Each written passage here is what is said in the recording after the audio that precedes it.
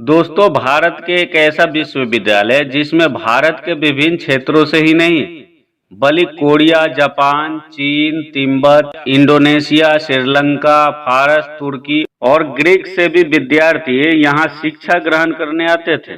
जी हाँ दोस्तों, हम उस विश्वविद्यालय के बारे में बताने जा रहे हैं जो बिहार की राजधानी पटना से करीब 120 किलोमीटर दक्षिण उत्तर में प्राचीन नालंदा विश्वविद्यालय के नाम से जाना जाता है। दोस्तों, इस विश्वविद्यालय में इतनी किताबें रखी थी कि जिन्हें गिन पाना आसान नहीं था। हर विषय की किताबें इस विश्वविद्यालय में मौजूद थी।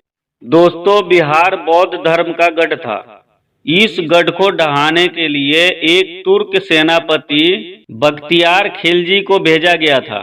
तो आइए दोस्तों, दुनिया के सबसे पहला विश्वविद्यालय के बारे में हम कुछ जान लेते हैं।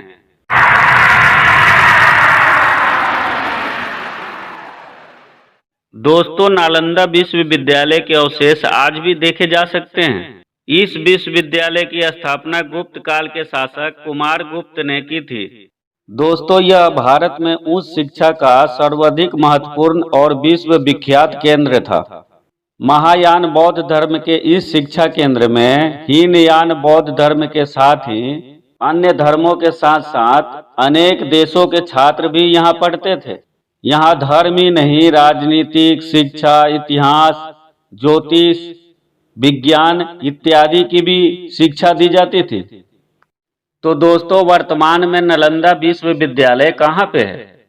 बिहार राज्य में पटना से 95 किलोमीटर, राजगीर से 12 किलोमीटर, बोध गया से 90 किलोमीटर, पावापुरी से 26 किलोमीटर की दूरी पर स्थित है। नालंदा विश्वविद्यालय का एक विद्यार्थी जो चीन का निवासी था, जिसका नाम हेनसोंग था, उनके लेखों के आधार पर ही इस खंडहरों की पहचान नालंदा विश्वविद्यालय के रूप में की गई थी। जो 7वीं शताब्दी में भारत आए हेनसोंग नालंदा विश्वविद्यालय में न केवल विद्यार्थी रहे, अपितु बाद में उन्होंने एक शिक्षक के रूप में भी यहाँ अपनी सेवाएं दी थी। चीनी यात्री हेनसोंग जब भारत आया था, उस समय नालंदा विश्वविद्यालय में 8,500 छात्र एवं 1,510 अध्यापक थे। प्रसिद्ध चीनी यात्री हेनसोंग ने 7वीं शताब्दी में यहाँ जीवन का महत्वपूर्ण 1 वर्ष एक विद्यार्थी और एक शिक्षक के रूप में व्यतीत किए थे। प्रसिद्ध बौद्ध और सारिपुत्र का जन्म यहीं पर हुआ था। दोस्तों, इस विश्वविद्यालय का खास बात यह था कि बौद्ध धर्म से इस शिक्षण संस्था के प्रमुखता से जुड़े होने के पश्चात भी यहाँ हिंदू तथा जैन मतों से संबंधित अध्ययन कराए जाने के संकेत मिलते हैं।